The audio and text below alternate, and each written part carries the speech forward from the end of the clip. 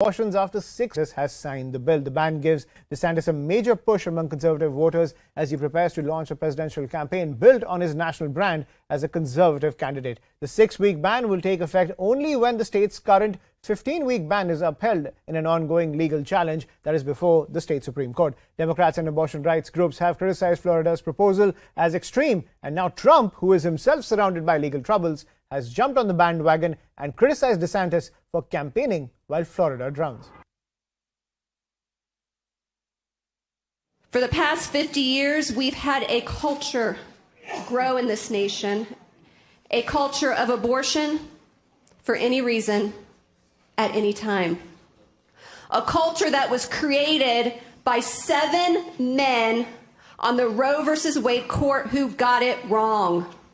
It's about a legislature that's led by men, implementing laws to control women. If this legislature was led by women, would this be not a woman's right to uphold and uplift and value women like the queens that you are? To the women who are watching this, who in the future will have maybe this decision to make, I apologize to you that we're even here today doing this.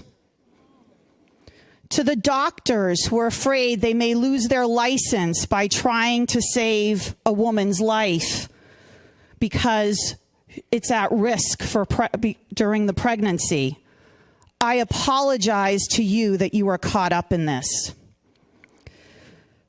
If we are the free state of Florida and we cherish life, then we should really not be voting for this bill and supporting women, their freedom, and their choices to make these decisions. Thank you. And let's get to our guest. I'm joined by Puneet Ahluwalia, political analyst and Republican strategist. Puneet, thank you for joining us on CNN News 18. My first question is, do you think Ron DeSantis has miscalculated when it comes to his presidential bid to go so extreme when it comes to abortion? Well, I don't think he's miscalculated. He's playing very smart. Apparently, he has redefined and showed the conservative primary voters that he is decisive. He's an able, stable leader who will make strong, harsh decisions.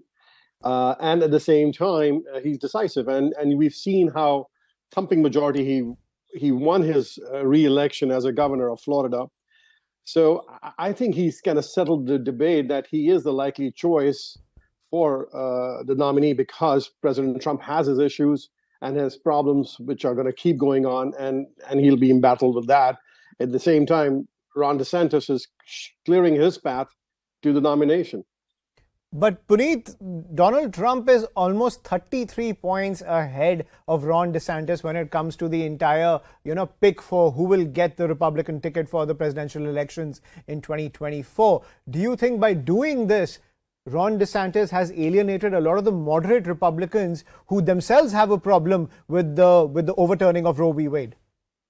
Well, you see, the problem with the Republican Party is that we have not been able to define the debate on abortion. It's a very divisive issue, and I think the American people are looking for a decisive decision on where do we stand as a nation. Do we want to have a 6-week ban, or we want to have a 15 or 16 weeks ban, or a 20-week ban, or as the Democrats would want it, that they would like the kids to be aborted just before childbirth.